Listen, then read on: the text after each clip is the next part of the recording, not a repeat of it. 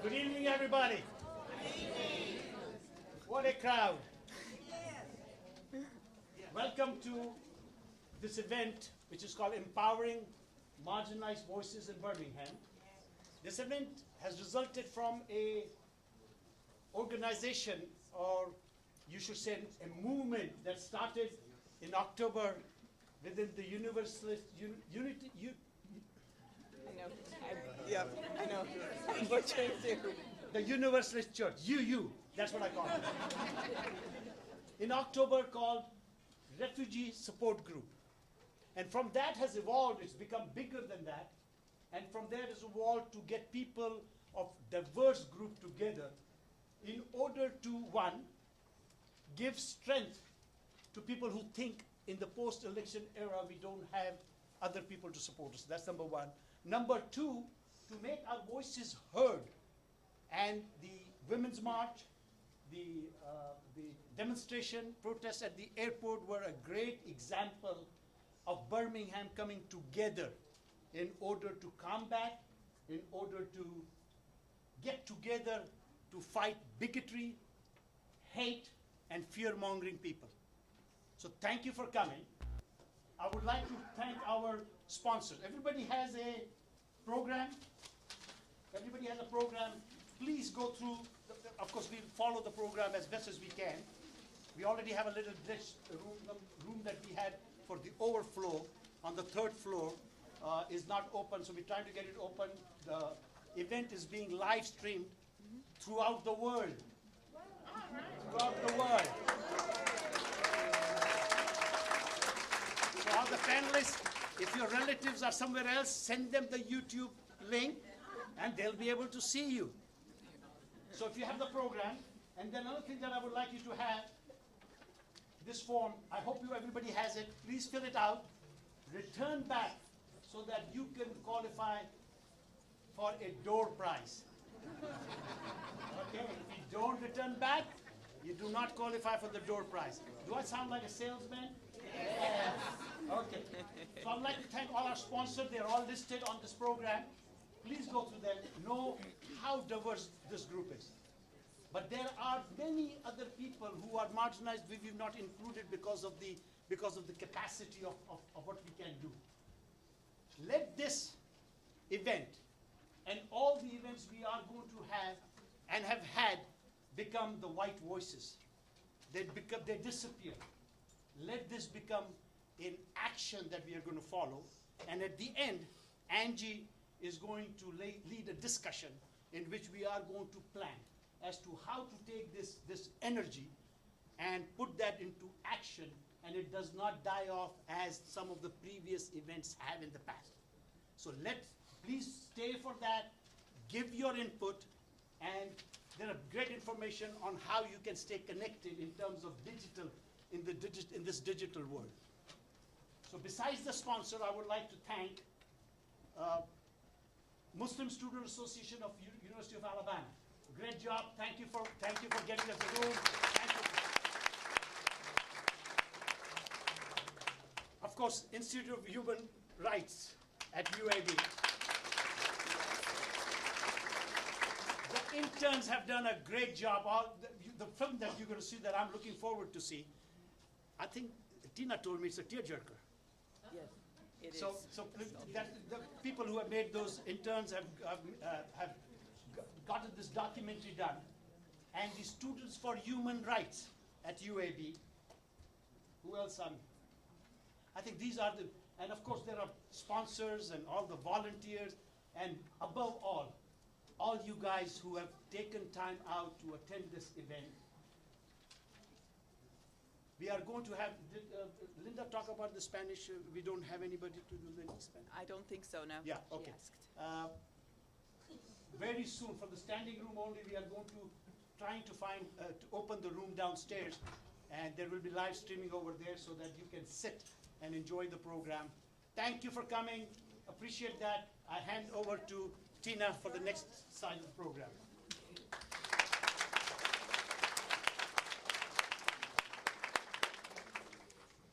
All right.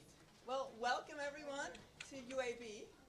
I'm Tina Kempin-Reuter. I'm the director of the Institute for Human Rights, as my friend Ashfaq Tawfiq just mentioned. And I would like to welcome you, and I'm really overwhelmed by the response and really happy that there's so many of you who want to stand as one.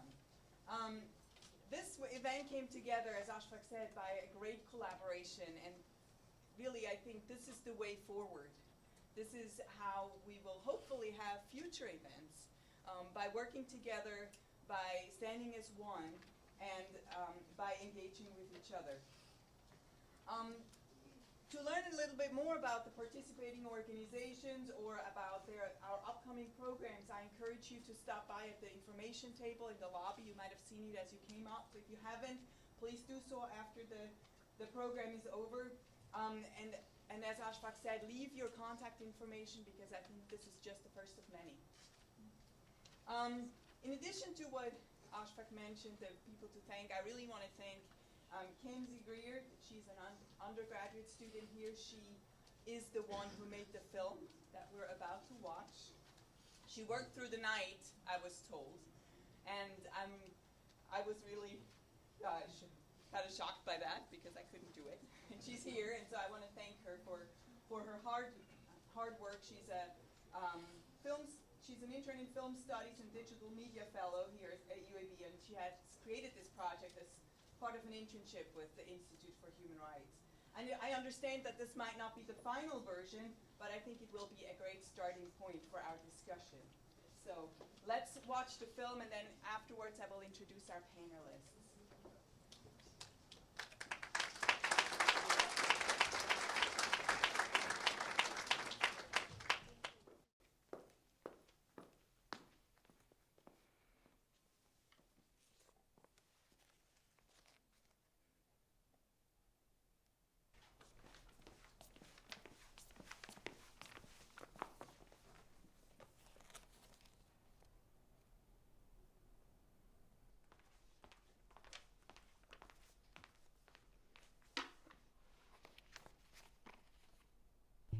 My name is Sophia Alam. I am a student at UAB. I am the president for Students for Human Rights, and I am also a Muslim. My name is Tyler Goodwin. I am a student here at UAB, and I am a member of the LGBTQ community. I'm Zoe Zaslowski. I'm getting my Master's of History at UAB, and I'm also Jewish. My name is Erica Webb. I'm a reproductive rights activist, and I'm a student at UAB. My name is Charles Coleman. I'm a senior international studies major here at UAB, and I'm Black. My name is Rachel, and I am a student at UAB. I also work as a barista at the UAB Starbucks and Stern Library, and I am affiliated with UAB's Disabilities Office. My name is Milena. I'm a music tech student here at UAB, and I'm an immigrant.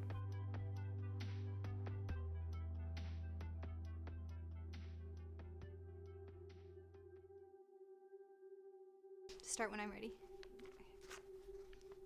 As a native to the South, I have always been proud of the fact that all my years living in the South, I have never been confronted in a way that has made me feel attacked or marginalized. Whether that is because I live a sheltered life or because I have always been extremely lucky, I don't know. What I can share is the night our president-elect became president of the United States. I was studying in my dining room when I heard a car passing by with a couple of teenage boys screaming. They paused by my house, I heard some pops, and then quickly they swerved away. When I walked outside to inspect the noise, I saw that there were paintballs scattered and shot at my car. That was my first time of experiencing hate crime. From then on, it's been small things such as dirty looks at the supermarket or someone murmuring "fucking terrorist" under their breath while I'm visiting my library. I feel hurt and angry. Hurt a country that I consider my home, I now have to prove my loyalty to. Angry that I constantly have to prove my normalcy to other people to prove I'm not dangerous. Growing up in Alabama was not the easiest thing for a queer kid. I remember being tormented by my classmates in middle school and being afraid of what the next day would hold. I was scared to get off of the bus each morning and grateful to get back on it in the afternoon. Still to this day, I feel like I'm marginalized on a regular basis. My sexuality may not be apparent right away, but as soon as it becomes so, the way that people look at me is different. It's not hard to tell when someone's comfortability is interrupted by your presence. It makes me feel lesser, unequal, and inhuman. I still find myself putting on fronts in areas where I feel unsure of or unsafe, in fear that I may be ridiculed or even attacked. I'm affected today by the taunting sight of heterosexual couples doing simple things like holding hands, knowing that I can't do the same thing with my boyfriend. I want to fight for a future where queer youth can grow up knowing that being different is okay, unlike I did. And I want queer youth to feel human growing up, unlike I did. It was when I was 6 in elementary school that one of my classmates asked me if I was Jewish, to which I answered yes. In response, she told me I'm going to hell because I killed Jesus. This was news to me. I went home and burdened my parents with a brigade of questions, starting with who is Jesus, and then why do we hate him, and also why didn't you tell me we were going to hell? I don't think my parents were shaken by this, but they did carefully explain to me what it meant to be Jewish for the first time. Since then, I understood being part of a marginalized group was a full-time job, but not in a bad way. I was always correcting stereotypes and assumptions, and many times while attending Prattville High School and even UAB, it seemed like I was the only one of my classmates that cared or took the time to understand current issues that face Jewish people inside the United States and elsewhere. However, among the intolerant comments, there were, and are, many more questions that asked and sparked important conversations, which I feel is the only way to help marginalized groups feel incorporated. Genuine curiosity fosters understanding. We don't trust women. Society says women are precious treasures, pure and protected. But there's a much darker view running deep in the sweat glands of history that still seeps out, masked with an overwhelming stench of delicate flowers. Aristotle said that women are more void of shame or self-respect, more false of speech, more deceptive than men, incapable of reason. Pythagoras said, there is good principle which created order, light, and man, and an evil principle which created chaos, darkness, and woman. Witches, bitches, nasty vixens, save us from ourselves. You are prescribed birth control to correct your cycle, this curse that evil Eve placed on you, and your doctor tells you to keep it hidden deep inside your purse. Someone might see and think you're having sex. Seductress, slut, stretched out, used up. She's pregnant? That's what she gets for having sex. She must have been stupid about it. Aristotle also said that in procreation, men take on the active role of bringing life, while women take on the passive role, the mere incubators of the next generation. You watch on CNN as a room of all men sign a bill to protect women's health. Men must make the decisions for women because women are too weak, too unreasonable to make the decisions for themselves. If women have too much knowledge of, too much pride in, too much control over their own bodies, they'll destroy the very fabric of society itself. My mother's words echo in my ears to this day. Son, you'll have to be the best at whatever you decide to do, because people will automatically think of you as incompetent and unqualified simply because you're black. The only way you'll earn their respect is by being the best at what you do. So after I began working, I faced my own struggles with marginalization. I remember applying for a sales job with a Fortune 500 company. And while I had the experience required, I was initially passed over for another candidate. And only just a few weeks later, I received a call from the manager offering me the same job that I was originally passed over for. Now, this confused me, but I was happy to take the offer. My team was comprised of all young white college graduates. I quickly found out that I was the only African American that had been hired in the last year. I was given the worst territory, had little assistance, and one of my team members told me that the only reason I received the offer was because the person they hired before me actually stole office equipment, and our manager was under the gun to fill the position with anybody he could find. In fact, after a visit from the regional vice president, he told my boss that there was no way I would make it in this industry, and he needed to find someone else who looked like the rest of the team. I was left out of team meetings, after-hours gatherings, and received fewer leads than any of my counterparts. However, the words of my mother were still with me. Understanding my situation, I decided I needed to put my head down and work harder and smarter than anybody else. Within a few months, I managed to sell more units than my entire team combined had moved in the last year. And within a year, I was the #1 salesperson in our region. However, once I wanted to move from sales into management, I was still passed over time and time again for other colleagues who were less qualified but looked more the part. I was being dropped off at a friend's house. She lived in a gated community with the security guard post and all. Primarily rich and white neighborhood. As we stopped in front of the visiting gate, an older white man comes out and, after taking a good look at her beat-up car, begins to ask questions. I'm sure they were standard questions that were required as part of his duty, but after taking one look at my mother, the tone he chose was completely demeaning. My mother holds a doctorate in public health. She's a professor at a university. Though we are from Brazil, she has hardly an accent when she speaks English. So tell me why this man has so much trouble understanding her when he answers her questions. I've been to my friend's house before while carpooling with another friend of mine. We ran into the same guard, but because my white friend was driving a newer modeled car, he had no questions or comments besides, "Where are you headed?" But not with my mom. This man begins to ask her to repeat her answers over and over.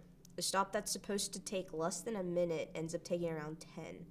She was hurt, and for a very good reason. She told me how she felt blatantly racially profiled and that he thought she was a maid, which there's nothing wrong with being a maid, but it's a stereotypical Latina job. But as I kept thinking about it, I was more angry at the guard for thinking it was necessary. You can't really tell I'm Latina until I tell you. I can't tell you how many times I've heard seeing the fiery Latina trope on TV. And then you start thinking, well, what happens when I do tell them I'm Latina or Brazilian? Like, are they going to purposefully look for that in me now, or is it not going to matter? I was diagnosed at age 7 with ADD and ADHD. I had very bad and mischievous behavior as a child. I do not agree with marginalization. Most people do not even realize that I have a disability. However, I have seen marginalization when I volunteered at the Exceptional Foundation and went to high school. Just because someone is slower at learning and does not retain does not mean they are stupid. I have seen many of the kids and adults be successful bowlers, baseball players, and writers. My boyfriend's daughter has sickle syndrome, and all of the kids assume that she cannot learn or play the games that they do. Every time we take her out, they take her turn and do not let her play. I have another friend who was not born disabled, but at age 9 lost his leg to cancer. He has traveled the states playing wheelchair basketball for years.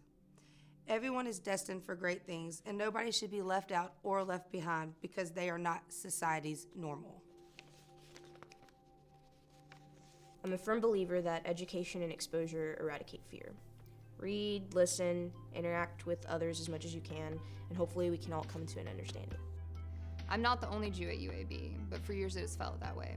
However, the more I talk about it, the more questions I answer, the quicker Judaism becomes part of the community and no longer a foreign concept that incites hatred and fear. I love concepts such as Have a Donut and Meet a Muslim, or open panel discussions inviting all audiences to understand and learn more about marginalized communities. It's actions and events like these that I believe we can bring in the most changes and break this social barrier. I want to break this social barrier by normalizing the LGBTQ community, because even though we may identify differently from the status quo, we all want to feel loved, accepted, and human. Today, I think more than ever, it's important for us to recognize that some people still deny the fact that this issue exists. But the more we talk, write, and create films about the issue of marginalization, people will finally accept that it's a real problem. When we exclude people from the decision and creative-making process, we all lose. At the same time, minorities need to ensure that we're doing our part, holding ourselves to a higher standard so that we can continue paving the road of inclusion for those who come after us, so they can benefit.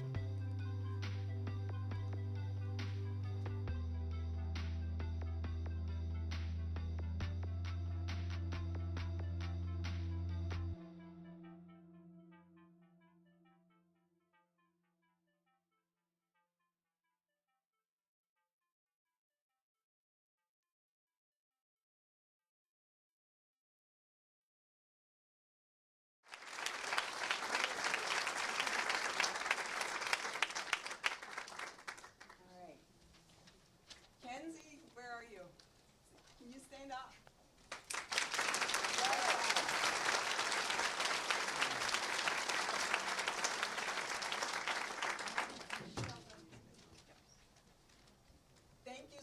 much, Kenzie, for this really, it was touching, right?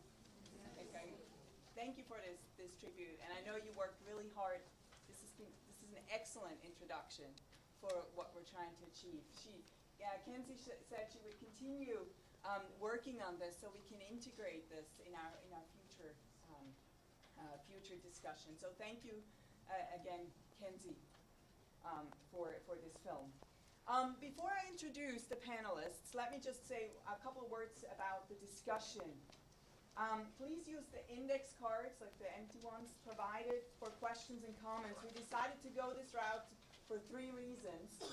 First, we will be able to keep your questions and comments and use them as a guide for future events. So if you think, this is what we should do next, and you don't have a chance to actually have the panel respond, please make sure you write it on those cards, and we'll take your suggestions. It also allows us to fully integrate the people attending in our overflow room, which I hope by now is open, in Campbell Hall 301, and obviously the live audience. Like if you want to email us or use our Facebook page for comments, we would appreciate that. And lastly, also it will allow our captionist, providing the services to the deaf and hard of hearing, and our videographer to easily follow along. Reverend Wright and I will moderate the discussion at the end with the goal to start an action plan. Let me introduce the panelists very briefly. There's a lot of them, so I'm going to try and do this as quick. They're all very accomplished. First, I would like to introduce Jaleesa Milton. She's a member of the leadership team for Black Lives Matter Birmingham chapter. She's also a law student and Masters of Social Work student at the University of Alabama. Her passions include Black feminism, issues of mass incarceration and over-policing, and bridging the gap between policy, law, and grassroots movements. She spends a lot of her time discussing issues of intersectionality and how it should be incorporated in social justice intervention, as well as challenging others to identify systems of oppression as a major cause for many instances, poverty, and the criminalization of people of color, emotional health disparities, and other issues in society. Welcome, Jaleesa.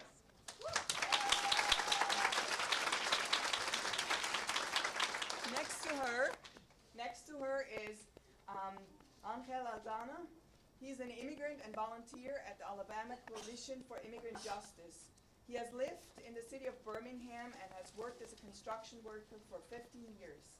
Before working in the construction field, he also worked in horticulture and landscaping.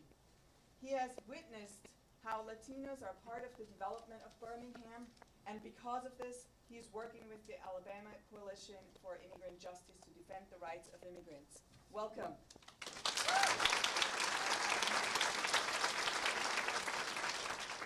Next to him, we have Hala Zain Sabato. I said this right. Hala was born to Syrian immigrant parents and raised in Nashville, Tennessee. She attended Vanderbilt University as an undergraduate and completed a degree in molecular and cellular biology with a minor in Islamic studies. At Vanderbilt, she was an active member of the Muslim Student Association and served as a vice president for 2 years. I'm just a technical assistant, as to speak into the microphone because they can't hear you. Like this one or this one? Either one. It sounds like this is live. This one. Okay. This one? Better? Okay. This one. I don't think that's live. In the middle of them? Like this? Better? We're just trying to tear downstairs. They can't hear Is the us. room full? 301. The room is almost full. Oh my God. And people are So leaving. they can't hear Oh you. no. So Okay. if you just kind of go like that. Well. Okay. Well, because this is the one for the. This one. Okay. All right. Let me do the. Is that better? Good, Alex. Okay. Where was I? I was. Yes, that's right. Let me see. Upon graduation, did I already talk about that? What she did after graduation? No. Okay. So listen up. Here's what she did after graduation. She She worked for the American Muslim Advisory Council and founded and served on the Muslim Youth Network of Tennessee Council. When Syrian refugees began to settle in Nashville, she started the Home Away from Home, a local project by the Middle Tennessee Refugee Helpers to assist refugee families in their transition into the United States. She moved to Birmingham in 2014 to begin her graduate career in cell, molecular, and developmental biology at UAB, and hopes to graduate with her PhD in a few years. Currently, she serves as the regional director of the Muslim Interscholastic Tournament in Nashville and leads the Girl Youth Group at Birmingham Islamic Society. Welcome.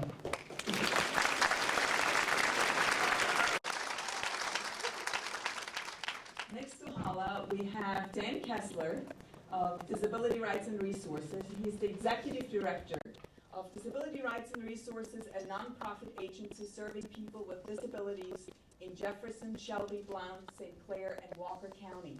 He's the past president of the National Council of Independent Living, a national organization representing Centers for Independent Living and a state independent living councils. He is a resident of Birmingham. Welcome, Dan.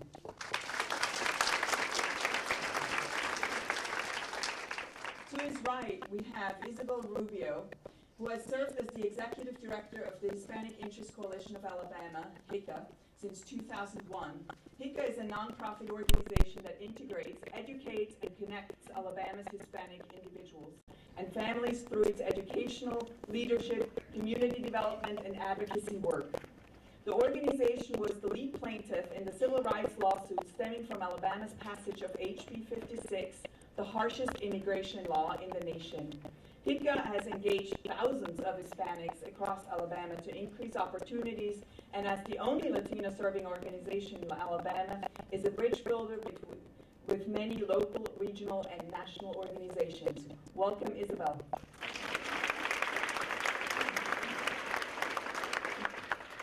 Next to her, we have Lauren Jacobs.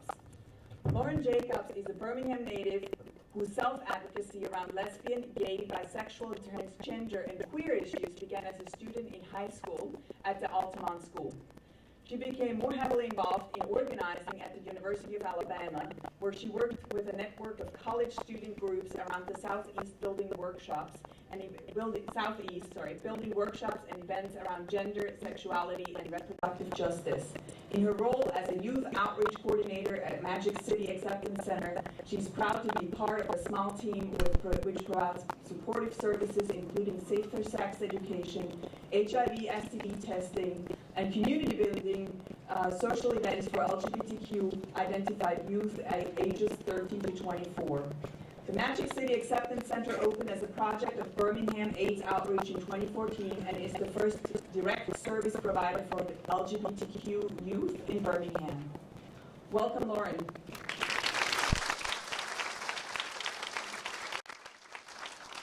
Next to Lauren, we have Ty Hicks, who is the president for the Greater Birmingham chapter of the National Organization for Women.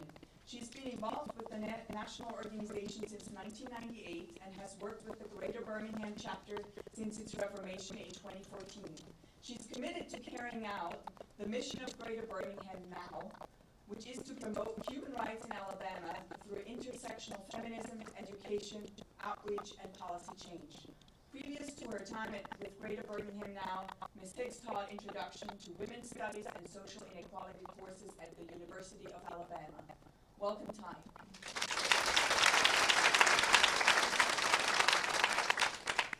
Next to her, we have Rabbi Barry Leff. Rabbi Barry Leff serves as the spiritual leader of Temple Beth El in Birmingham. He is here on a 2-year assignment. He normally makes his home in Jerusalem. Rabbi Leff worked in high-tech in Silicon Valley for 20 years before being called to the rabbinate. He has served congregations in Tucson, Vancouver, and Toledo. He moved to Israel with his family 10 years ago. Interfaith and human rights work have been an integral part of his rabbinate since he was ordained. He has served as the chairman of Rabbis for Human Rights in Israel. Welcome, Rabbi Leff.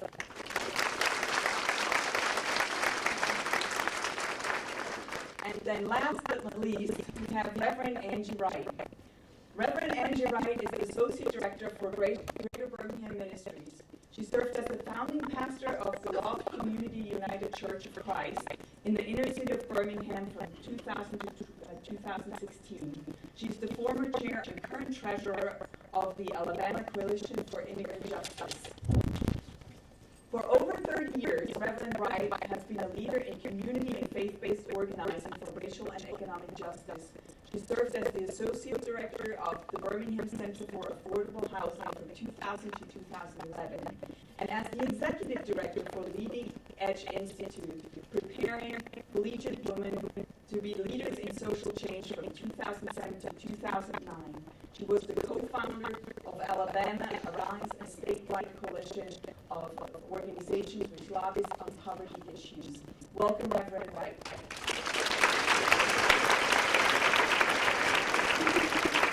What a panel, right?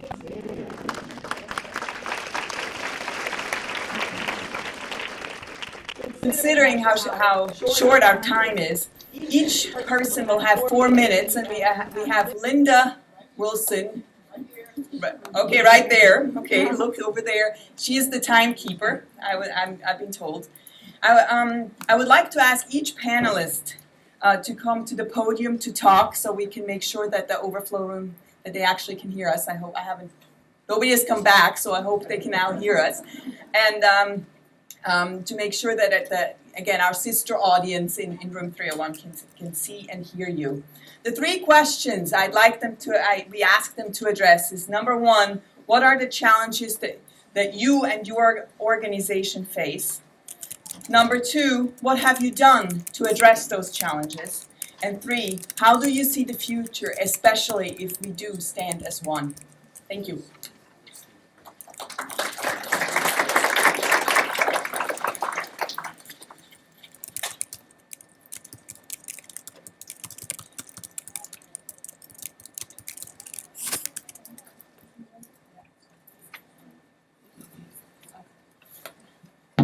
Sorry, I'm like really tall. All right. I think I'll be okay. Can anybody hear me? Yes. So my name is Jaleesa. I'm the leadership team for Black Lives Matter Birmingham chapter. We're an affiliate of the national and kind of international network that was started by the 3 women that started the hashtag. So we're affiliated with 40 chapters across the United States and internationally. Just kind of referring to like some of the challenges we face. I think it'll be impossible to talk about the challenges that Black people face in terms of implicit bias, in terms of like policing, in terms of mass incarceration, in terms of anti-Blackness in 4 minutes is probably impossible. But some of the things that we as a chapter face in our community organizing is respectability policies. I think is the biggest one, because right now I'm standing in front of you very articulate. I have a blazer on, but people tend to view the Black community who don't present this way as undeserving and uncouth, and that can contribute to the way that they're perceived. And I think that that's been a challenge we faced in the way that we like interact with systems of power. That's probably like the biggest challenge I think our organization faced. I think a lot of people struggle with the idea of police reform. I think there's a tendency to view some of the things that we address as divisive, and I think that's the biggest thing that we face. Also, we have a very grassroots model where we believe in empowerment-based models, kind of similar to Ella Baker and her ideas of leadership. And I think in Birmingham, we've had challenges kind of like incorporating that because of like this idea of like a leader that everybody follows, and we believe more like everybody is valued. That kind of comes through in our concepts of intersectionality, because we believe that all Black lives are relevant in this conversation, and that includes Black queer people, Black trans people, Black women, and just kind of even as a Black woman in an organizing space, it's been difficult to own that space and still kind of like struggle with those systems that are patriarchal. As far as like the stand as one, it's been challenging. I think a lot of you might have heard some of the voices in the movement about Blackness and how we do feel a lot of times like even allies don't understand and they have selective outrage. A lot of stuff happened with Donald Trump. He just recently released executive orders that had a lot to do with policing, and we didn't hear a lot of response to that, and we didn't. And even though this movement's been around for a while, so it's hard for us to come into rooms. I'm going to be honest about unity because we have to challenge people constantly because we are an organization that works on systemic oppression. That means we have to challenge our allies all the time, and you can kind of imagine how exhausting that is. So as I come into this space, I want to be honest about that. That's kind of like a challenge. So as we move forward, the things that we kind of do to handle that is we talk a lot about this self-work and how we do work on ourselves to understand anything from internalized oppression to those systems of oppression that are affecting us. We have an organization called Surge that we utilize for allies to come through. They meet once a month, and we talk to them about how do you deal with that concept of ally and anti-Blackness, because a lot of allies struggle with it because they don't identify with that. So I think that we've done a lot of strenuous work, but we feel really committed to this idea of unity. I saw Lisa Sarsour recently in an interview talk about this idea of revolutionary love, and she was connecting with people in the Black Lives Matter movement, and that's hard because you have to have really tough conversations, and you have to do a lot of stuff that you have to do for yourself to think about those things too. So we're here. We're here to talk about. If anybody has any questions later, then I'll close here. Thank you.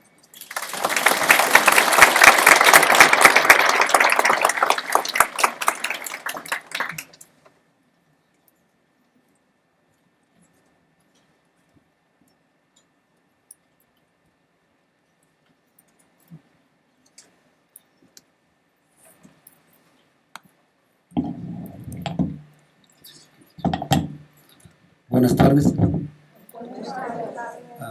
Quiero dar las gracias por este espacio y la oportunidad de compartir mi historia como trabajador y miembro de esta sociedad.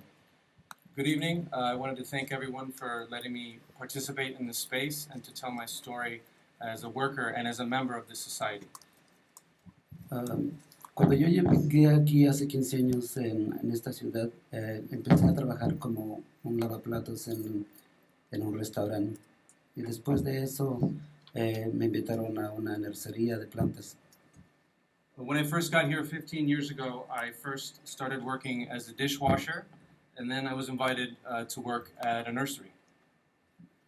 En esta nursería tuve la oportunidad de trabajar y conocer a muchos inmigrantes que representan a las minorías que vienen de México y de todo Latinoamérica. And in this nursery job, I was able to work with many immigrants that represented the different minority groups, especially from Mexico and Central America. Tuve la oportunidad de operar una máquina, entonces pensé, ¿por qué no trabajar en la construcción? And I was able to operate the machine, so I thought to myself, why not work in construction?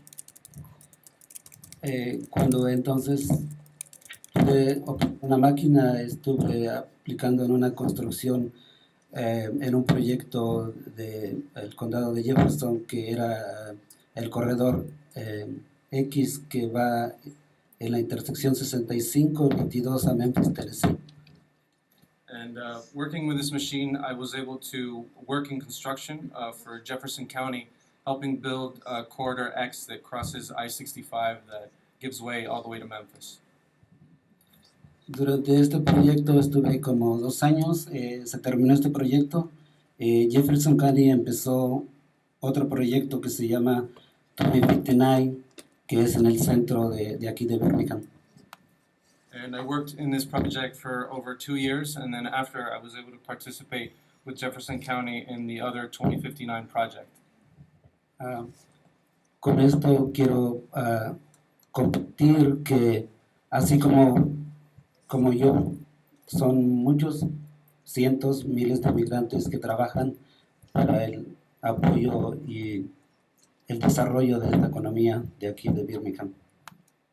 And with this, I would like to share that there are many other immigrants like me that work for this county and work for the economy of Birmingham. Y también quiero decir que como somos parte de esta economía, no solo eso, sino que también somos una cultura de esta sociedad multicultural y que no vamos a dejar que personas o políticos que tienen diferente opinión nos roben nuestros sueños. And also, I would like to say that because we are part of this economy, and not just this economy, we are part of this multicultural society, we're not going to let governments or politicians tell us that we are any different. Con esto quiero decir que en nuestra organización ACIJ estamos trabajando fuerte, no solamente en inmigrantes, sino con aliados como Black Lives Matter y más la comunidad musulmana. Ahorita mismo estamos trabajando bueno, yo también soy parte voluntario de Adelante, la organización de trabajadores. Estamos en un proyecto de tratar de cerrar el centro de detenciones de Erwa y Also, I am working with ACIJ, the Alabama Coalition for Immigrant Justice, and with them we are not just working in immigration, but we're working with other allies, such as Black Lives Matter, and doing different work with the Muslim community. I'm also part of another group called Adelante Worker Center, and right now our project is trying to close the Etowah Detention Center.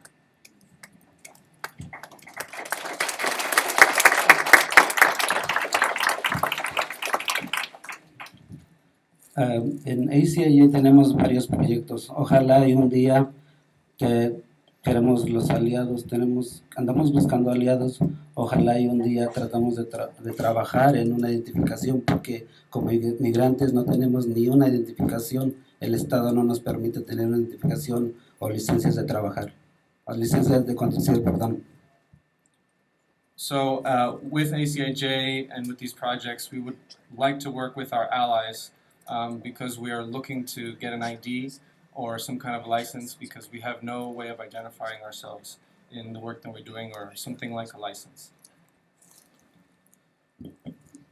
Termino diciendo que como inmigrante y como latino que soy, como mexicano que soy, tratamos de defender nuestra cultura como todos ustedes y no queremos que nos roben nuestra identidad. Les doy gracias por su tiempo.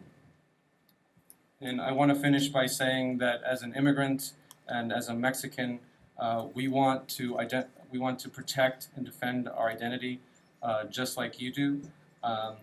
And thank you all very much for your time.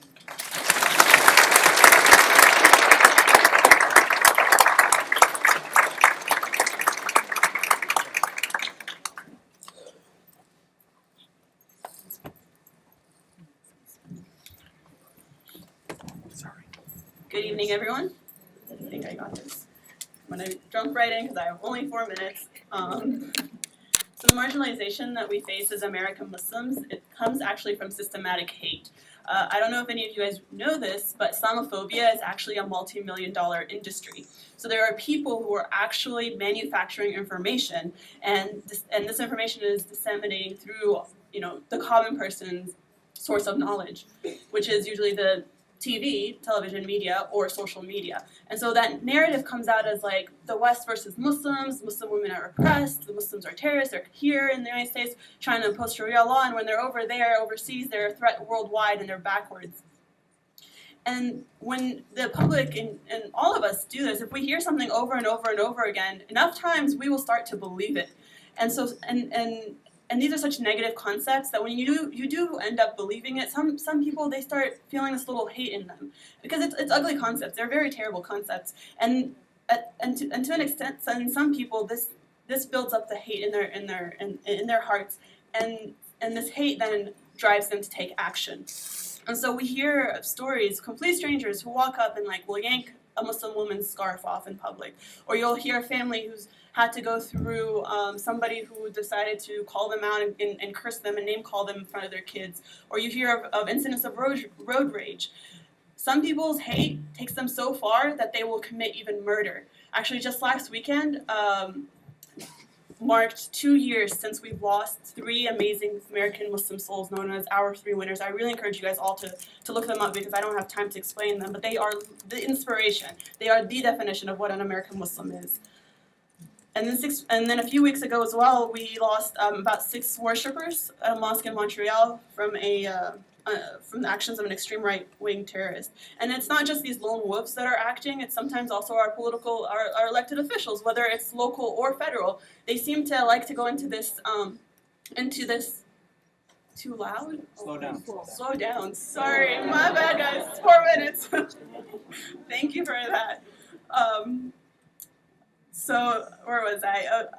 At the elections and the local and federal level, they tend to like to take that stab at Muslims, to go into that competition of seeing who hates Muslims more, and it seems like that's how they're going to win these elections. Other people will go as far as targeting our places of worship. I know of mosques that have been burned down completely, just gone.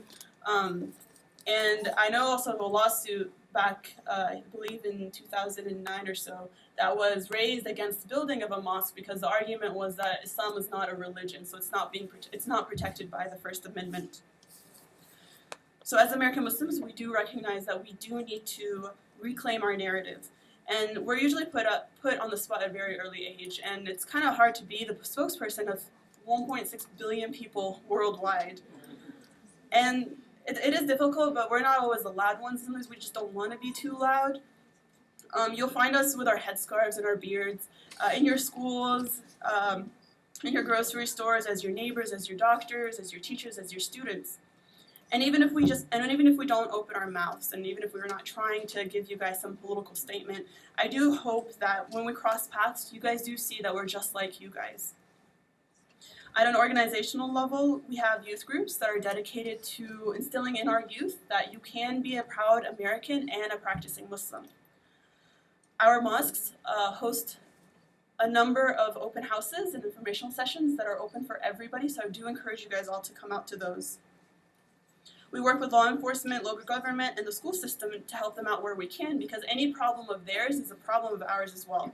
And we love interfaith and social work and volunteering. I am fairly new to this community. I've only been here for 3 years. I realize that when we do go out to volunteer, we wear these bright orange vests, thanks to Brother Ashfaq. Bright orange will always catch us. My outlook to the future is very hopeful because I know nothing lasts, and history, it's repeating itself, but with a different group. I do have I don't have enough time to go through exactly what are some steps we can take for the future, but I can take those in questions, so I do appreciate it. Thank you guys so much.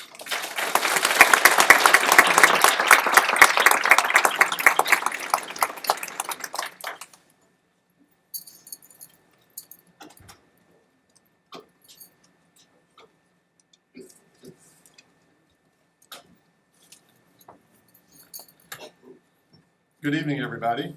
It's great to be here. I look out here at this crowd tonight, and I see literally the face of America, and it's beautiful. It's a beautiful face.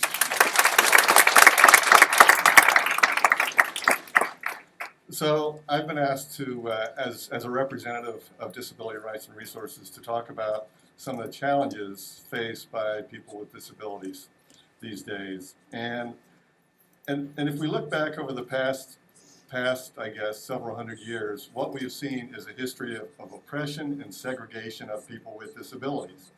And that is segregation in terms of the schools that people with disabilities had attended, and we still see that today. We also see segregation in housing.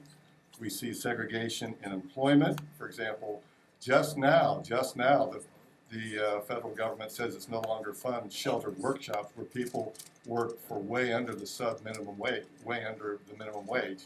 So these are all issues that people with disabilities have been facing for many, many years.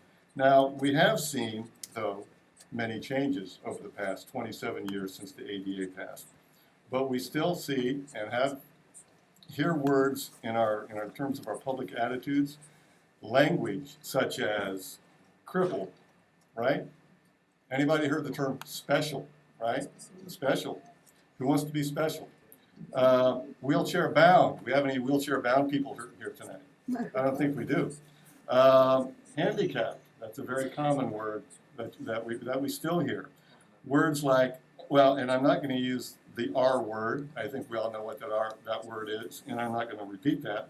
But we have seen, and so all this, though, has resulted over time in low expectations of people with disabilities, and that has to end. But that is ending. And so through the work of everybody here and all the advocates and parents and people with disabilities across the country. But we see discrimination in terms of housing. Try to find an accessible housing apartment in this community. If you've moved here recently, that's been an issue. Employment, the unemployment rate of people with disabilities is one of the highest of any marginalized group in the country.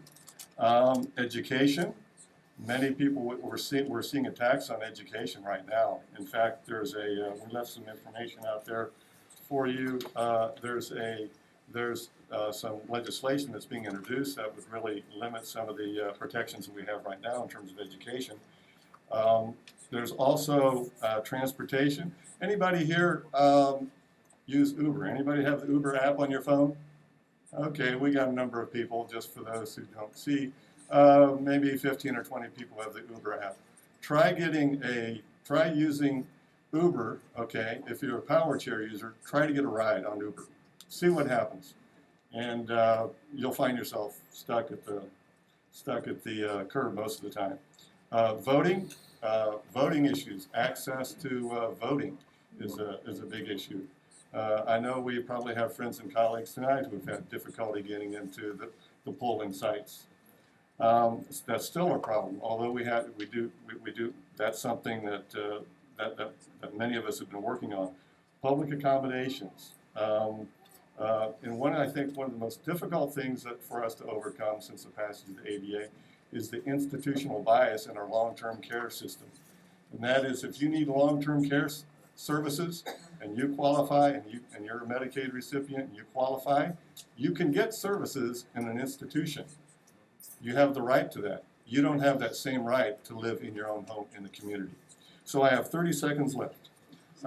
So anyway, there is so much that we can do. And by the way, I left we have some of our rec cards here that describe what we do, but there's so much I think that we can do.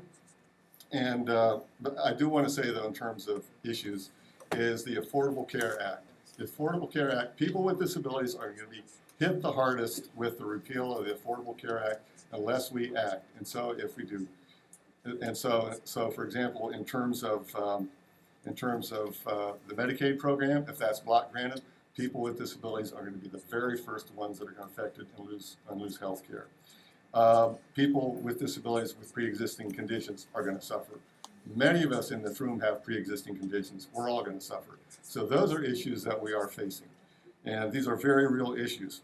And so I'd just like to say, standing in one, I think this is just a fantastic opportunity for all of us tonight. And I see so many potential allies, so much opportunity for mutual support, for us to work on our common goals, because I think we have much more in common than we do in terms of our differences.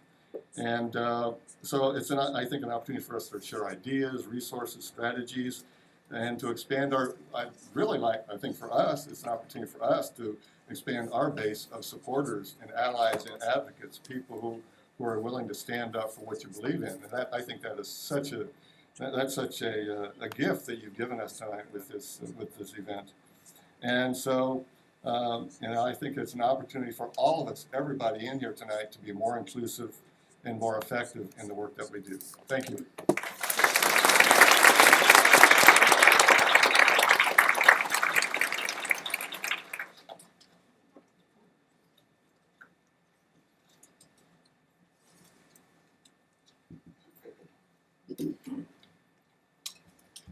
Hey there, again, I'm Isabel Rubio. I work at the Hispanic Interest Coalition of Alabama.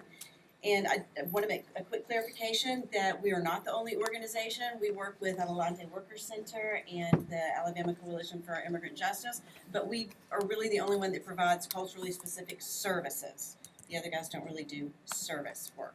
In terms of like challenges around the that our population faces in terms of marginalization and discrimination. So discrimination is legalized toward immigrants in the way that immigration law is set up. Immigration law is weighted toward immigration from Northern Europe. But if you look at where immigrants want, who are standing in line to come from, it's from Mexico, China, India, and the Philippines. You have folks who are standing in line from those countries for 25 years or so, but you can get a visa from Northern Europe in pretty much no time at all from a national level. So that's why we've been asking for years and years and years, can we please have real immigration reform? Here in Alabama in 2011, we said we're going to have our own immigration reform, and we passed HB 56 that discriminated even further, put the squeeze on immigrants and said, we're going to make this such a nasty place for you to be that we're not going to let you get water service. And there's still places in Alabama that immigrants can't go and get water service. One of my colleagues had 3 water services in her name for colleagues. But I'm going to tell you something. You want to talk about oppression, marginalization, and discrimination? In that bill, folks could still keep their nannies and their gardeners. So what do we do at HECA around this? We continue to do community organizing. We build leaders. We do policy advocacy. We tell you guys about this so that you can call your elected officials and rail on them. We do civic engagement and voter registration. We, along with Adelante and ACIJ, last year registered over 1,000 new voters. At HECA, we can help people become citizens. We helped close to 40 new citizens take that oath and then go vote. We didn't tell them how to vote. But we have to remain hopeful. And folks, today I'm hopeful because I've been on a lot of panels in the time that I've been doing this. But this panel stands out more than any panel that I have ever been involved with because it reaches across more lines and more communities than ever before. There is something going on, but we have got to take the next step and make sure that we are all engaged in civic engagement. For us in the Latino community, so many kids, our growth in the Latino community has not been through migration since 2000. It has been through births. And so our work is to get these folks who are next year turning 18 and get those folks registered to vote, get them educated about what it means to be civically engaged, get them to the polls, get folks, interested in running for political office, whichever office they want to run for, whichever, party they want to be affiliated with. We're not telling them what to do. We believe in a 2-party system, but it's to run good candidates who represent the people in the communities that they live in so that we can have people in elected office that represent our interest. But that's the work. And we can't do it alone. We need y'all. And I have the hope and I have the conviction that you are here today because you care and that you're going to leave and you're going to talk to your friends. You're going to go back to your huddles. I'm just learning about huddles. I guess everybody's talking about huddles. I'm learning about this week. And you're going to talk about it. And we're going to do this because we can't stand for where we are right now. This is not sustainable. So my parting words, because Linda's telling me I got to go and I'm going to abide by my time. We got to do the civic engagement work, and that's why I have hope. Thanks.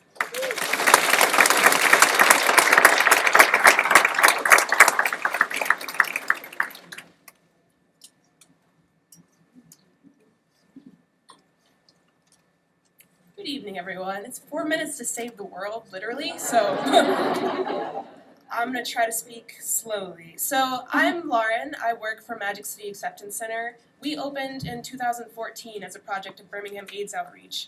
And we opened as a direct response to what we were seeing in our community here, which is a higher increase rate of HIV in youth ages 13 to 24. So that 13 to 24 age range that we serve comes directly from that statistic.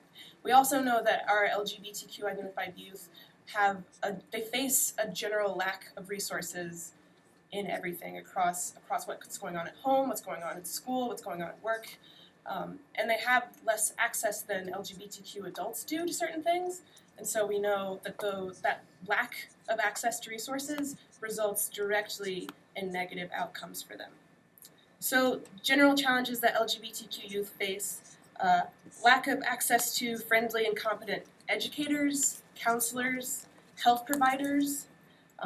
There's a lack of accurate and inclusive safer sex education, which puts our young folks at risk for those higher increased HIV infection rates that we're talking about. Family support, right? So that's kind of an obvious huge one. We know that the rate of suicide attempts is 4 times greater for lesbian, gay, and bisexual youth, and 2 times greater for questioning youth than it is for their straight counterparts. We also know that LGBT youth who come from highly rejecting families that exhibit a lot of negative rejecting kind of behaviors, are 8.4 times as likely to have attempted suicide when compared with their LGBT peers who don't face family rejection. And then for our trans-identified young folks, specifically in Alabama, we know that they're at a particular risk, right? So all of this information is about Alabama. It's happening here. It's not a far away problem. We know that 3 in 4 trans students in Alabama are not able to use a restroom that aligns with their gender. We know that 4 in 5 trans students in Alabama are not respected with the name and the pronouns that they go by in school. We know that the rate of murder by a cis person against a trans woman is 1 in 12, and for trans women of color, that rate rises to 1 in 8. Thus, the average life expectancy of a trans woman of color is 35 years. So youth who come to our center tell us about bullying that they're facing at the hands of their peers, but they also tell us about being targeted in class by their teachers, being misunderstood by their parents, and ignored by systems that are supposed to protect them as a mission. 9 out of 10 students in Alabama who identify as LGBTQ feel victimized at school by verbal harassment. 4 out of 10 have been physically harassed.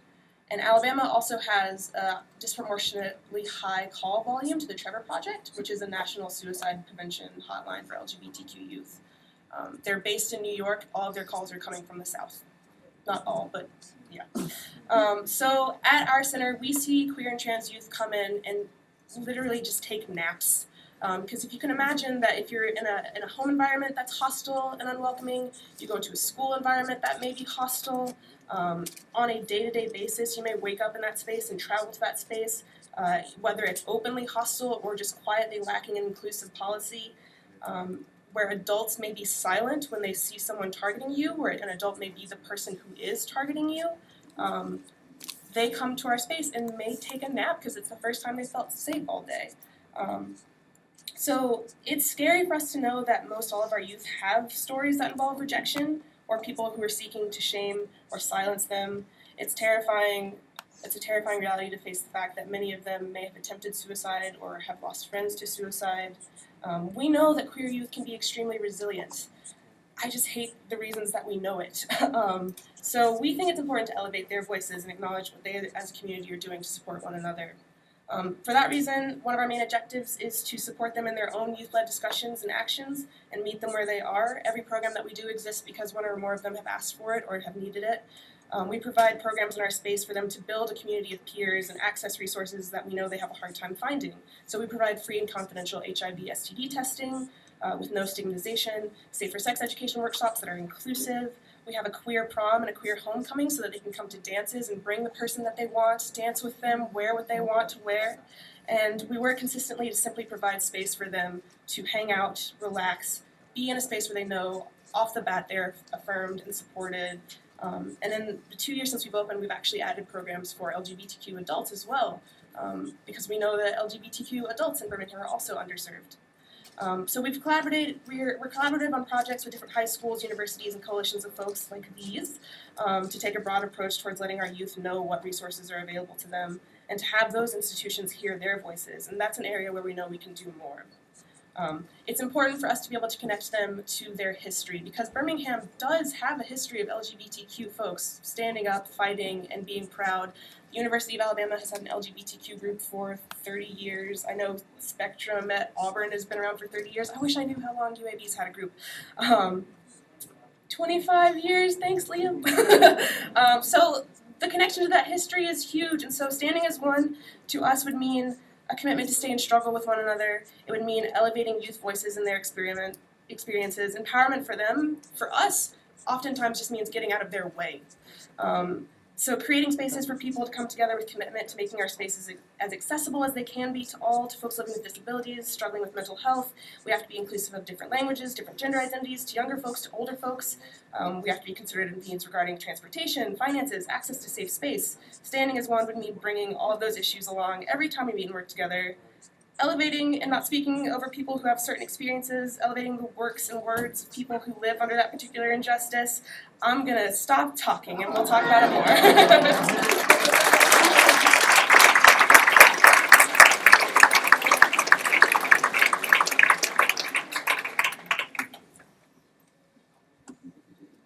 I would like to make a reminder for the speakers to slow down.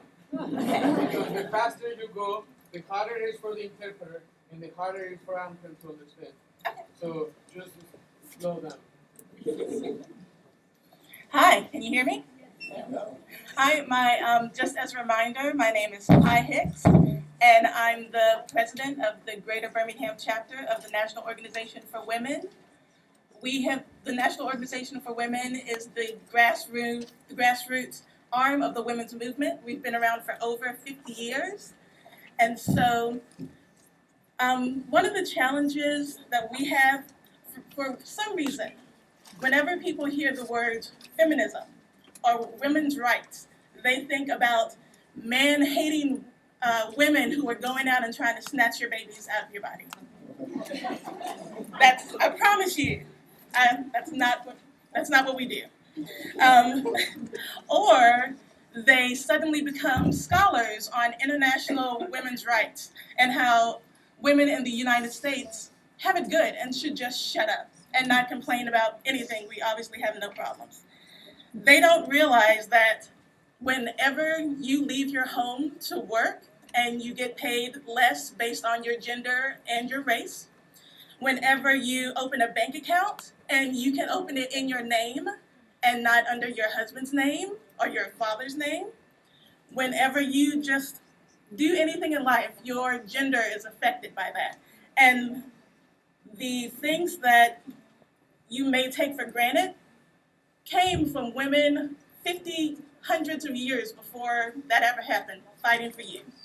A lot of people were complaining about the Women's March and why women are marching, and they just have no idea how hard and how long we have been fighting just for equality. Another thing at Greater Birmingham chapter now, we don't just look at reproductive rights, we look at reproductive justice. So that means you should have the right to raise a child and feel safe that an agent of the government is not going to gun them down.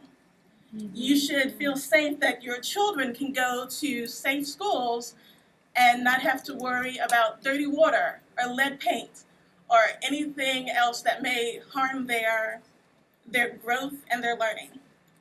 And so that's another thing that we work on there.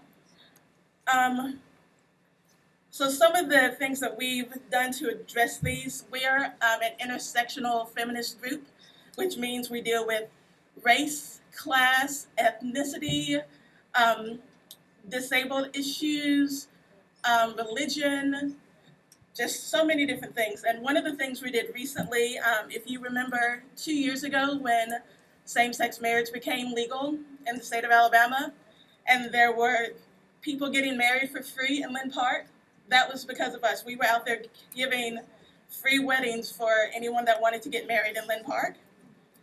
Thank you. We've also had community outreach events to promote awareness of the wage gap for women, especially for women of color.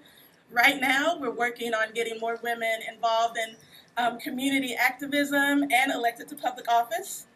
And we're trying to figure out ways to turn all of this energy and this excitement and anger about the current administration into productive action. As far as standing as one, I know that it can be really hard if you're just now coming into social justice work. It can seem really hard and overwhelming to try to figure out where you fit and where you're going to spend your time and energy. And I think that events like this, where everyone is getting together, you can really figure out exactly where you want to go. And I just think it's great, and we're going to have a great time working together. And if you're interested in knowing more about us, we meet every third Tuesday at the Unitarian Universalist Church. So we're meeting next week at 6:30. Come on down. Thank you.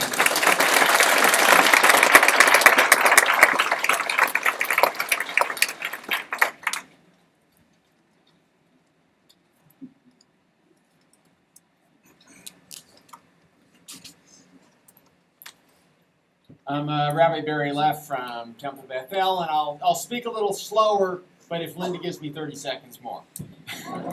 I love looking around this room. Just look at yourselves. Every color of the rainbow. Different religions, genders, sexual identities. It's great. And the panel. I don't know what I was expecting before I came from Birmingham, but speaking in front of a group like this on a panel like this probably wasn't it. Many people in my community are scared. There's been a surge in anti-Semitism in recent months, spurred by Donald Trump's often racist and anti-immigrant campaign rhetoric and tweets. And even though Trump himself can't be accused of anti-Semitism, at worst he's made some insensitive remarks, the same people who hate blacks, who hate Mexicans, who hate Muslims, and who are afraid of refugees often hate Jews. Way back in 1958, a bomb was planted at the synagogue I now serve. It didn't blow up because it was a rainy night and the fuse got wet. The Klan hates Jews both because of classical anti-Semitism and because of the Jewish community's long-standing commitment to civil and human rights. Our sacred text, the Torah, what Christians call the Old Testament, commands us, tzedek, tzedek tirdof, justice, justice you shall pursue. For years now, Jewish institutions in Birmingham and the rest of America have had to install security measures, cameras, buzzing people in, off-duty police officers standing guard when we have public events. More recently, a few weeks ago, there was a bomb scare at the Jewish Community Center in Mountain Brook. Now, there was no actual bomb, but there was a lot of inconvenience. Hundreds of people were evacuated from the facility. Children in the day school and the nursery school were confused and scared by what's happening. People's daily lives were disrupted. And the worst thing about that is that people don't feel safe anymore. Many Jews feel that anti-Semitism is on the rise. One family has quit sending their children to our religious school because they're afraid for their children's safety. Personally, I don't think anti-Semitism is up, and I don't think racism is up. All I think has changed is that the anti-Semites and the racists now feel bolder. They feel freer to say hateful things because they heard the President of the United States say hateful things. Before being called to being a rabbi, I worked in marketing. And in the marketing business, we say, reality, perception doesn't affect reality, perception is reality. If people feel scared, regardless of whether the threat is real, the fear is real. And we have to respond to the fear. So we've reviewed our security procedures, we've held drills, we try to reassure our community members that this is the same America that it was a year ago. This is still the same America that elected Barack Obama. People in my community have asked, what can we do? We can speak out. We can support with our words and with our dollars organizations that help disadvantaged populations. One of those is refugees. Personally, I feel a connection to refugees, even though I wasn't a true refugee because I had an American passport. 38 years ago today, I was evacuated from Iran. I know what it feels like to be fleeing a country because you're scared. Jews are especially sensitive to the issue of closing the door to refugees from war. In the days leading up to World War II, America shut its doors to Jews fleeing Nazi persecution, and many died as a result. People from Syria are fleeing for their lives. Over 400,000 people have been killed in a civil war, which is just across the border from the other country that I have a passport from, Israel. Damascus is only 50 miles away from the border with Israel. And even though Syria and Israel are technically in a state of war and have been since 1967, Israel admits Syrian victims of war for medical treatment. This is a difficult time. Many communities feel under attack. Pretty much anyone who isn't a white, straight Christian male has been attacked recently. Women, minorities, the LGBTQ community, Jews, Muslims, immigrants, refugees, you name it, have all been attacked by a different minority group. Straight, white, male Christians are a minority group. They're a minority group that used to dominate America, but they don't anymore. They too feel threatened. They feel threatened by their loss of dominance, by the loss of high-paying blue-collar jobs. And that's what this is all about. Everybody feels under attack. Attacking one minority is an attack on all minorities. As Benjamin Franklin said, we must indeed all hang together, or most assuredly we shall all hang separately. We are far stronger together than any one community is on its own. A single twig is easy to break, but if you put a bundle of them together, they're very difficult to break.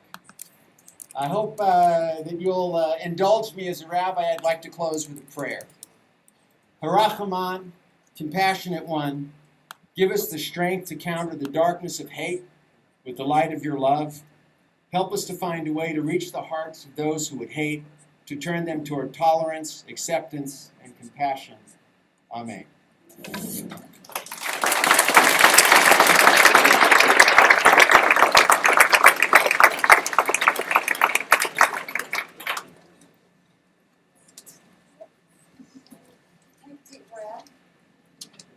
Take a deep breath. I'm Angie Wright with Greater Birmingham Ministries.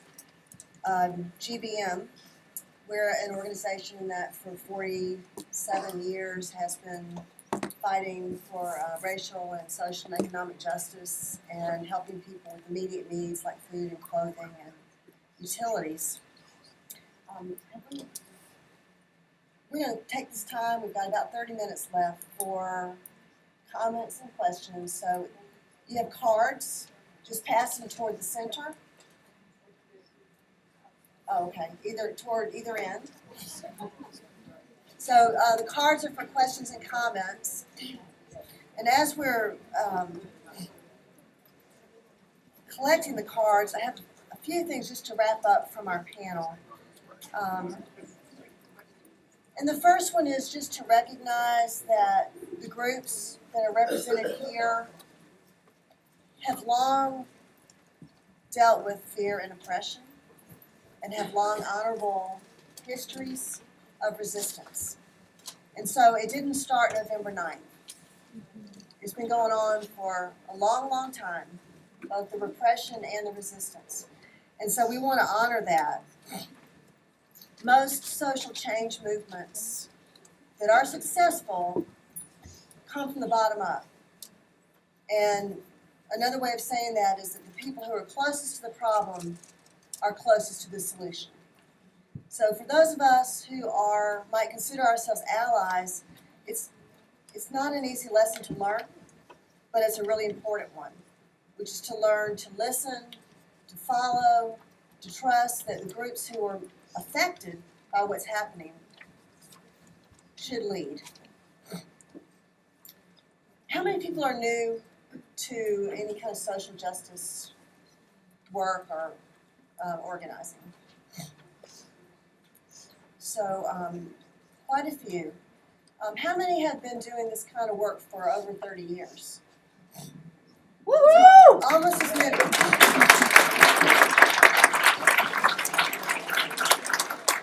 So I definitely want to honor the long-time veterans of social justice work, but definitely want to honor those who are new to the work. Say that there is a place for you. Your body is needed, your voice is needed, your presence is needed. If you don't know what your place is, I would encourage you just to show up and keep showing up. Listen, get trained. There are a lot of trainings that are being offered, even in the next few months, to help you learn about being an ally, about community organizing, about rapid response. So there are ways for you to get involved. I also want to say that I think many, maybe all of us are pretty raw. There's a lot of pain. A lot of people are hurting. A lot of people are trying to find their place with what's going on in this world. And I'm seeing that there's a lot of friction and a lot of conflict between people who are on the same side.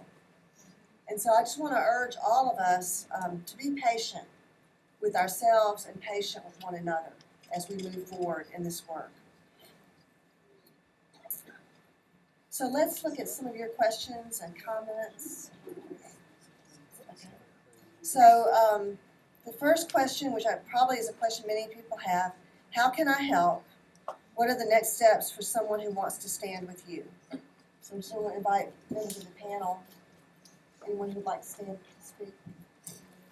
Would you mind coming up? Sorry.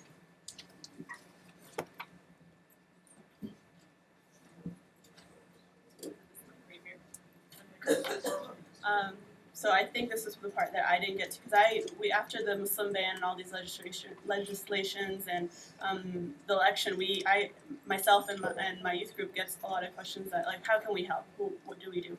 So I was thinking about it, and I think this also applies to everyone in this panel. A lot of the information that's being sent out and a lot of what perceptions that we have are based off of the information that's being disseminated through media, social media, and the television. So for social media, I think that I'm going to change the phrase of think before you speak into think before you post. Friends, Snapchat, tweet, retweet, because what we realize, I mean, if this election taught us anything, is that there's a lot of fake information out there and it has consequences. And so do be careful about that. Number two, I think that it's really important, it goes a long way to build personal relationships with everyone on this panel. So if you don't know yet personally somebody who's Muslim, somebody who's Black, somebody who's an immigrant, somebody with a disability, somebody who's from the LGBTQ community, get to know that person, because you could be an amazing person with like great ambitions, but trust me, when it's personal, like she was saying, when you're closer to the problem, your efforts go farther. You get more inspiration. And the other thing, also, if you see something, say something. In public, a lot of people get discriminated. They get these haters just don't want to be loud, right? So if you see that going on, do step in, do say something, and even if they're not loud, even if it's a very subtle thing, catch them. Say, hey, you didn't. That's not right. I don't. No, you don't. You're not in my America. That's my answer. The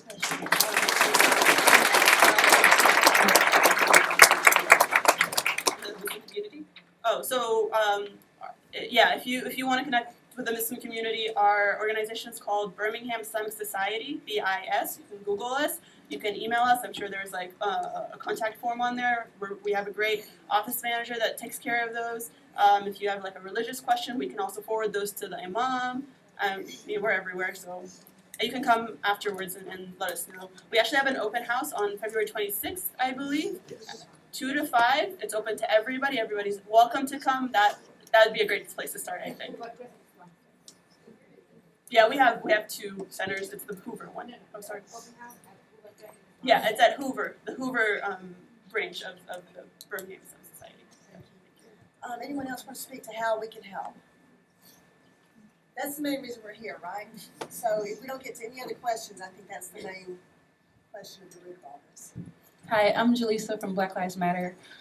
So two things. If you identify as a Black person, we do have a way to contact us. You can contact us. Oh, it's been a long day. Contact us via Facebook. We have our Facebook is called Black Lives Matter Birmingham chapter. We also you can contact us through email.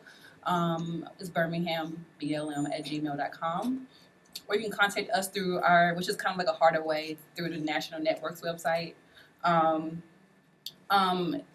we can talk to you about how you feel like your ideology when it comes to Black liberation, and how you feel like you want to be connected in that way too.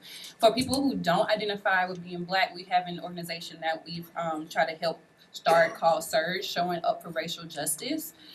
So we connected with a few allies that we really felt like we trusted and really connect with and can really work with really well. And it's been really successful. We've had like at least 50 people at our meetings each time, and we meet every month.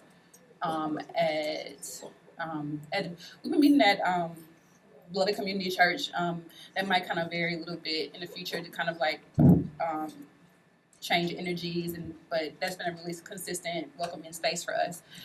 So if you have, and they also have a Facebook, it's called Surge Birmingham, Alabama, SURJ. So that's two ways you can connect with Black Lives Matter.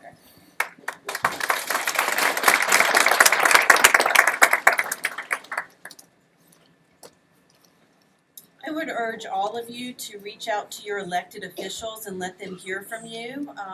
Tell them how you feel about what they're voting on and what they're not voting on. Also, I want to lift up Councilwoman Tyson, who's here with us. She and a friend of hers, Heather, I don't know Heather's last name, they have convened a group of women who are getting together from different walks of life to talk and have dinner and get to know one another. And you right now are in a room full of people that I dare say not everyone knows each other. So make friends, come together.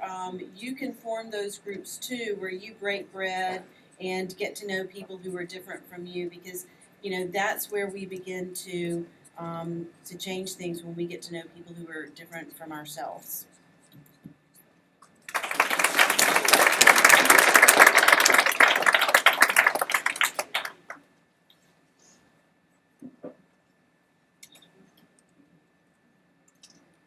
A great untapped resource in our community is the disability community.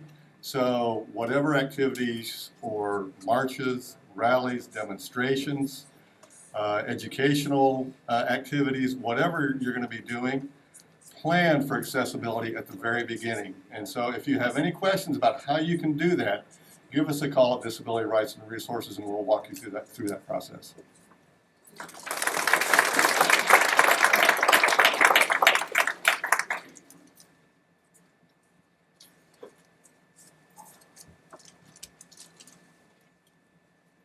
One thing I think everybody can do is call it out when you hear hurtful speech. Anti-Semitism is unfortunately still fairly common. It's a lot less than it used to be. Recent surveys show about 19% of people who hold anti-Semitic views, down from 29%. And unfortunately, anti-Semitism is actually higher in the African American community than in the standard community. So if you hear anti-Semitic statements like someone saying, "Oh, Jew someone down," call them on it. Don't accept it. Don't let it float by. Don't let people think talking like that's acceptable. And that applies not only for Jews. It applies for whenever people are saying things about other people, whether it's relating to their sexual orientation or their religion or whatever their personal characteristics might be. Let people know that saying hateful things in stereotypical ways is not acceptable. That's the way to help stop it.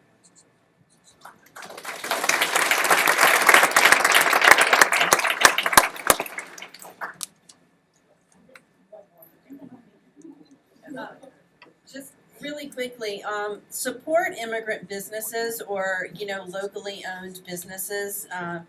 I mean, I'm sorry, Walmart, really? Yeah, and I mean, that's just really important now.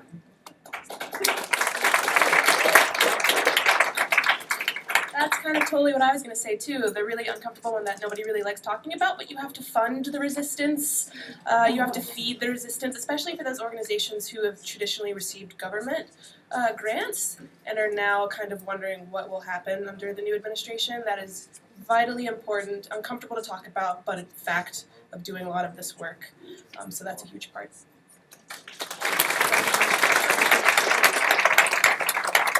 Okay, I know I wasn't on the panel, and you probably won't be surprised that this is coming from me as an educator, but educate yourself about your human rights, like what your rights are. Where do you go if your rights are violated? Who do you call?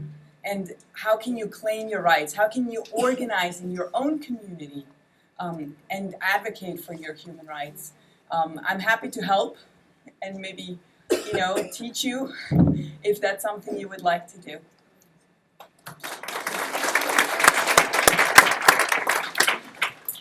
So if you would like to get involved, I hope you've seen the things on the screen, but pull your cell phone out right now.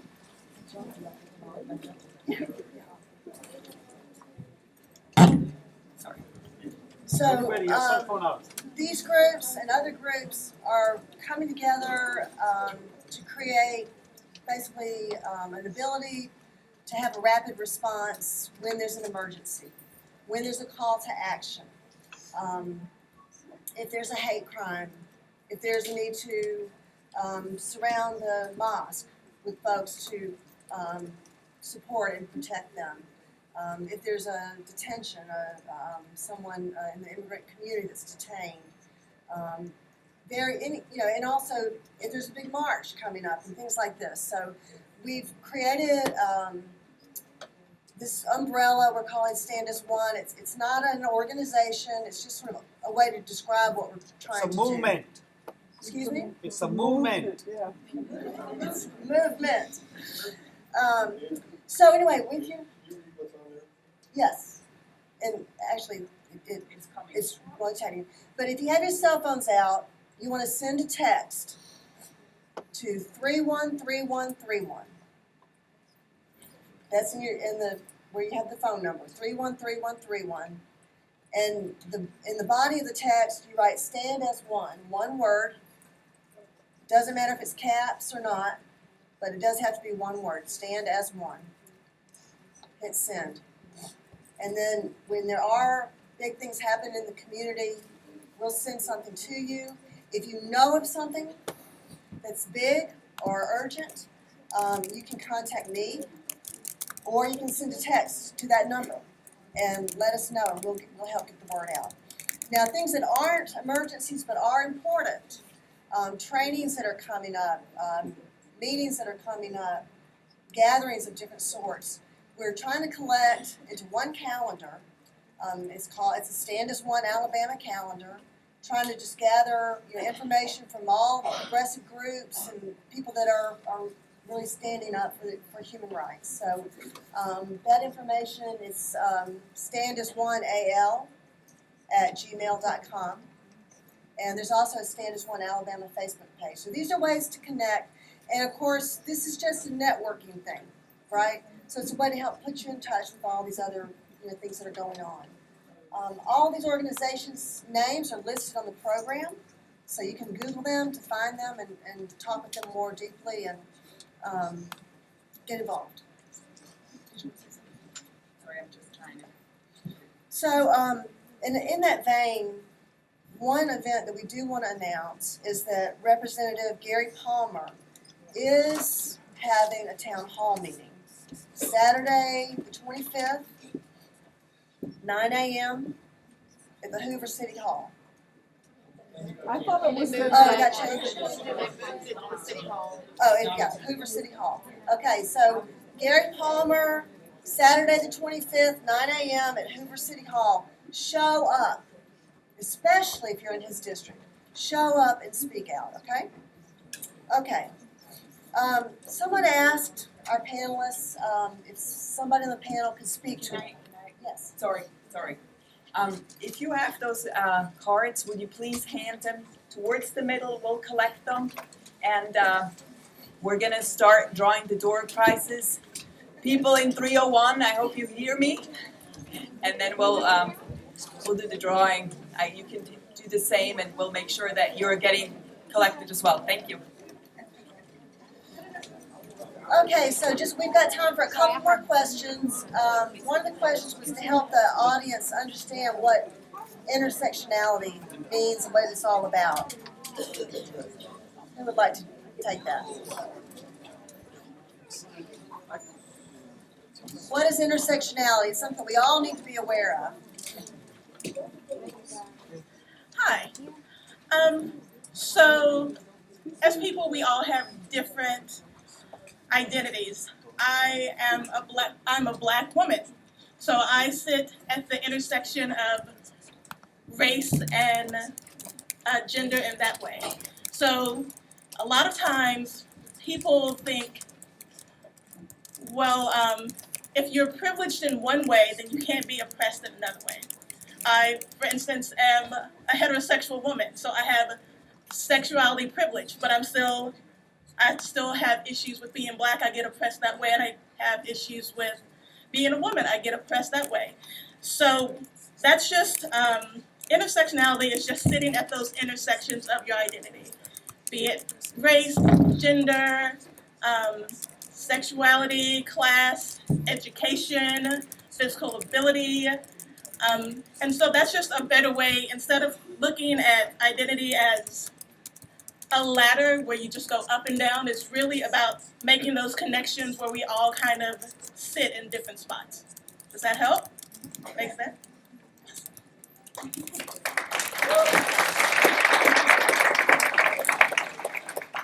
Great question, and thank you, Kai, for that great answer. There are a couple of questions about getting involved at the state level, and this is crucially important. If you know the history of the Tea Party, where did they start? They started with local school boards, local city councils, local government in general, and then they built up to the state government. Look what happened to us. We've had what's happening on the national level happened here in 2011, when we got a supermajority of Tea Party folks who took over the state legislature. So there are some great organizations in Alabama, great organizations that work in Montgomery, Alabama Arise, Southern Poverty Law Center, Alabama Appleseed. I'm sure I'm leaving some out, but ACLU, thank you. Anybody could actually? EJI, Equal Justice Initiative, others? Moral Movement of Alabama. I missed one up here. Human Rights Campaign, thank you. CAC. So yeah, we're facing the same kind of legislation at the state level that we're hearing about at the national, so don't lose your focus. It's hard to be focused when it's just coming at us from all directions. Someone had a question, I'm sure many of us do. How do we cope with our beloved family and friends, especially elderly family members who have embraced Trump? How do we speak up? How do we listen to those who only fill up on Fox News? How do we bear it? How do we show kindness and empathy in our rage and grief? So that's something probably some of you could answer as well as our panel, but I'm going to invite anybody from the panel that might want to respond. That might be one answer. Do it. All right. Okay. Do you want to? Okay. You want to go for a second? So it's actually a great question. If you want to see my detailed answer, if you go to the Jerusalem Post website, I actually wrote an opinion piece that was in the Friday Jerusalem Post last week called "A Liberal Israeli Rabbi in a Red U.S. State." And it's a challenge. And one of the problems is that we are so divided now, people just are completely turned off to hearing the other. People don't listen anymore. People's minds are already made up. And what makes it really difficult is you can't even talk about facts anymore, because if they don't like your facts, they'll go out and get some facts of their own. Alternate facts, make them up. Did you know that 88% of all statistics are made up on the spot? I think it has to be done first it requires a great deal of patience. I think it requires trying to hear yourself what the other people are saying and where they're coming from. As I said in my remarks, the people that are driving some of the hateful speech, that's coming from a place of fear. They're scared. They've lost their privileged position and they don't know kind of where to turn and how to deal with it. And so if you can acknowledge that fear as being real, as a starting point, you might be able to help defuse a little bit of the tension, and then try and work from that side, get inside. But if you confront it head on, what were you thinking? Or don't you feel stupid now? That's just not going to work.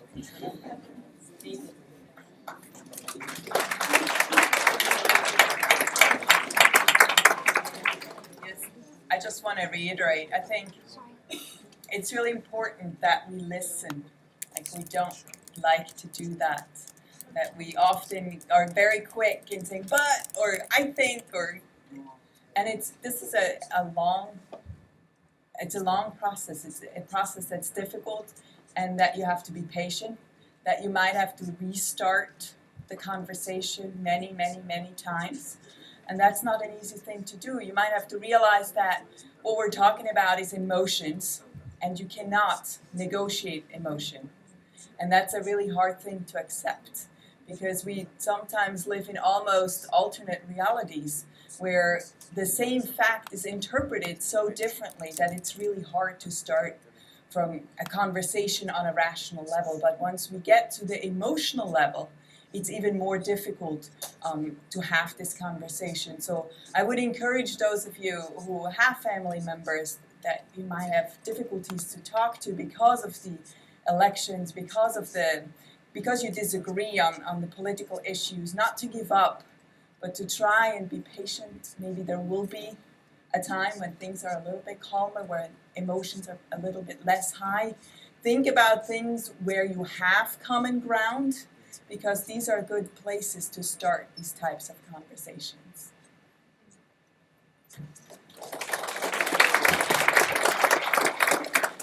Thank you so much. So we don't have enough time to answer a lot of other questions, but I think we can ask a few more. I'm going to just read some of the questions so that it can help you in your conversations and get us all thinking a little bit more deeply. One question is there an emergency sanctuary hotline set up yet in Birmingham? And how can I get involved? The SPLC has a hotline. I don't have the number, but it's the Southern Poverty Law Center, Montgomery. Folks are detained. They can call that number. Also, Adelante Workers Center, Alabama Workers Center, is working on the issue of sanctuary, as is the Alabama Coalition for Immigrant Justice and HICA. So those are all groups. One person asked, this room is even segregated. How can we change this? One asks, how do we hold people in public office accountable? How can we assist Syrian refugees here in Alabama? Do you feel that the recent increase in grassroots activism can serve as a powerful platform for your respective organization? If so, how so? I think to that we would say a resounding yes. We would say that you are needed, you are valued, and presence is everything. So your presence here tonight means the world, and we all will just continue to show up and for one another and stand up together. So we do have door prizes.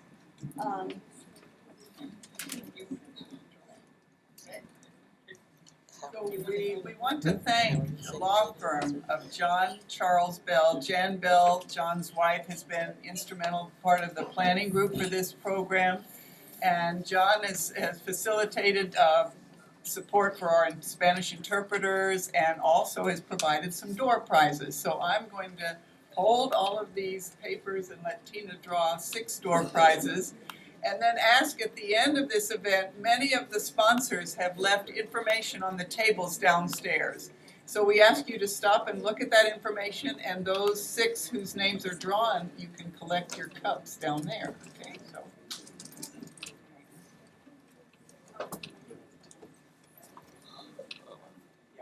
Yeah, downstairs, yeah. All right, we have Darfu Carson. Darfu Carson.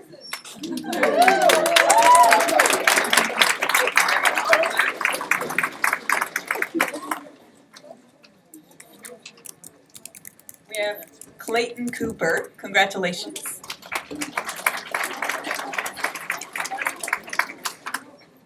We have Mary Grace Cox.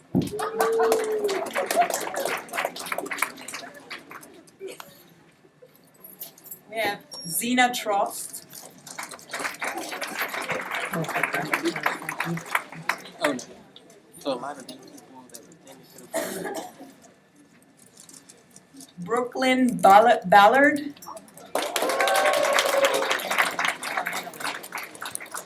Finally, Evan Roberts.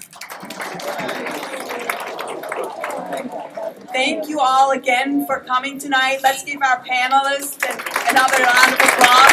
Thank you so much.